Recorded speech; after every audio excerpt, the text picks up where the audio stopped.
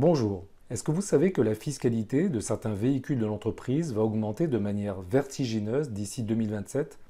J'ai fait une simulation pour un véhicule thermique et l'augmentation est de 150%. Je suis Philippe Ligori, expert comptable pendant plus de 25 ans, formateur dans les domaines de gestion et de finances d'entreprise. Cette vidéo a pour objectif de vous éclairer sur l'augmentation de la taxe sur les véhicules de tourisme de l'entreprise. Nous verrons ensemble le pourquoi de cette augmentation. Nous verrons également les modalités de fonctionnement de cette taxe dans les grandes lignes et nous prendrons un exemple précis, un cas pratique pour voir ensemble comment elle se calcule, quantifier l'augmentation et aussi voir quelles actions on peut mettre en œuvre. Maintenant, abordons le pourquoi de cette forte augmentation. C'est dû à de la fiscalité écologique, c'est la loi de finances 2024.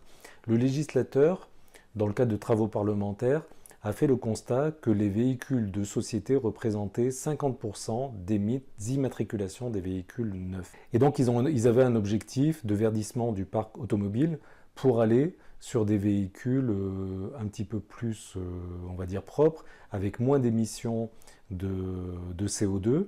Et donc c'était un objectif de verdissement du parc automobile, avec le constat aussi qu'il y avait un fort impact sur le marché de l'occasion. C'est donc une fiscalité dissuasive, avec une augmentation importante de cette fiscalité sur plusieurs années, uniquement pour les véhicules thermiques. Les véhicules électriques ne sont pas concernés par l'augmentation du barème. Donc l'objectif affiché du législateur, c'est que les entreprises arrêtent de posséder des véhicules thermiques pour aller vers des véhicules plus propres. Alors comment fonctionne la taxe ? La taxe va concerner, elle a toujours concerné d'ailleurs que les sociétés et non pas les entreprises individuelles, et ça concerne que les véhicules de tourisme, ça ne concerne pas les véhicules utilitaires. Donc un véhicule de tourisme, c'est un véhicule qui peut transporter des personnes à l'avant, mais également des personnes à l'arrière. Elle est calculée sur l'année civile, et il y a deux taxes. Alors c'est un peu compliqué, c'est une véritable usine à gaz, cette taxe.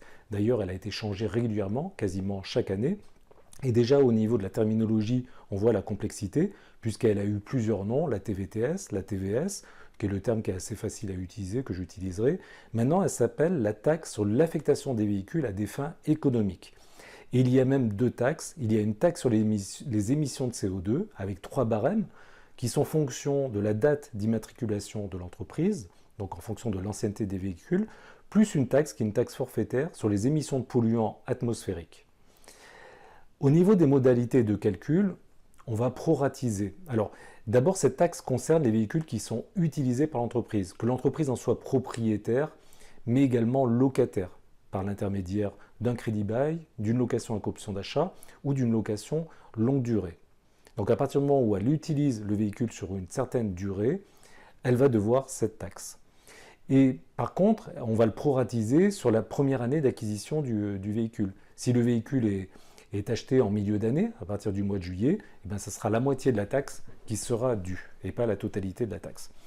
Attention à la notion d'utilisation, à ce prorata d'utilisation, parce que j'ai vu passer des vidéos, et même des vidéos d'experts comptables, qui expliquaient que quand on utilisait le véhicule 3 jours sur 7 dans la semaine, on faisait un prorata de 3/7, et on ne payait que 3/7 de la taxe annuelle. Ça, c'est une anomalie, c'est une erreur, et ça peut pousser les contribuables à faire des erreurs déclaratives. Et d'ailleurs, l'administration a pris position dans le cadre d'un BOFIP qui est sorti au mois de septembre pour éclairer cette notion de pourcentage d'utilisation et expliquer que c'est vraiment le pourcentage de mise à disposition. Et elle donne un exemple en disant que si le véhicule part à la fourrière, l'entreprise n'en a pas la disposition, et donc cette période de mise à disposition, enfin de non mise à disposition et de fourrière doit être retirée du calcul de la taxe. Voilà, j'espère que c'est clair. Prenons un cas pratique, donc c'est l'exemple d'un véhicule qui a une mise en circulation en novembre 2019. Le taux d'émission de CO2 c'est 118 grammes, c'est un véhicule thermique qui fonctionne au gasoil, et vous avez sur le tableau de gauche le barème 2024, donc la TVS payée en janvier 2025. Et on voit qu'on a une taxe qui est au total de 762 €, 662 € avec le barème qui est en fonction du taux d'émission de CO2 et la taxe forfaitaire de 100 €. Et si on se projette en 2027, on voit que cette taxe passe à 1403 €. Donc il y a une évolution qui est quand même assez stratosphérique, et par rapport à 2023, il y a plus de 150% d'augmentation. Quand on prend la documentation de Francis Lefebvre, qui a communiqué donc, dans le cadre de la loi de finances sur l'augmentation de cette taxe, il y a un exemple qui est donné. Cet exemple, je vous le montre. Ces 3 véhicules, donc avec des barèmes différents en fonction de la date de mise en service des véhicules, et on voit qu'en fonction des véhicules, on a une augmentation qui va de 110 à 262% entre 2023 et 2027. Et on a l'exemple d'un Renault Espace qui est très très coûteux, et en 2027, c'est plus de 10 000 euros de taxes sur les véhicules de société. Donc c'est carrément confiscatoire, et on voit bien la volonté du législateur de faire en sorte que les entreprises n'utilisent plus ce type de véhicule. Voilà, j'ai parlé uniquement de la taxe sur les véhicules de société, je n'ai pas parlé du malus, mais le malus suit la même trajectoire d'augmentation. Cette augmentation de la taxe sur les véhicules de tourisme n'est pas une fatalité, mais elle nécessite peut-être des actions adaptées. Déjà, quantifier, mesurer la future taxe que vous allez payer en 2025, 2026, 2027. Je vous encourage à prendre contact avec votre expert comptable pour qu'il puisse la quantifier. Ça peut être aussi une opportunité pour revoir la politique de véhicules dans l'entreprise. Peut-être aller sur des véhicules qui sont moins polluants, des véhicules électriques ou des véhicules hybrides. C'est peut-être aussi se poser la question, pour le véhicule du dirigeant, c'est principalement lui qui est concerné, du mode de fonctionnement. Est-ce que le véhicule doit être possédé par l'entreprise ou possédé par le dirigeant? Et à ce moment-là, lui facturera des indemnités kilométriques.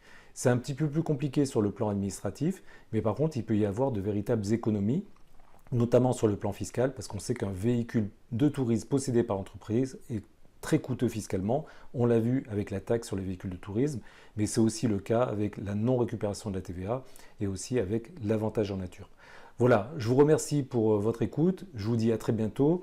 N'hésitez pas à commenter et je suis à votre disposition si vous voulez avoir des éclairages sur vos chiffres. Vous avez mes coordonnées dans le descriptif de la vidéo. Merci, à très bientôt.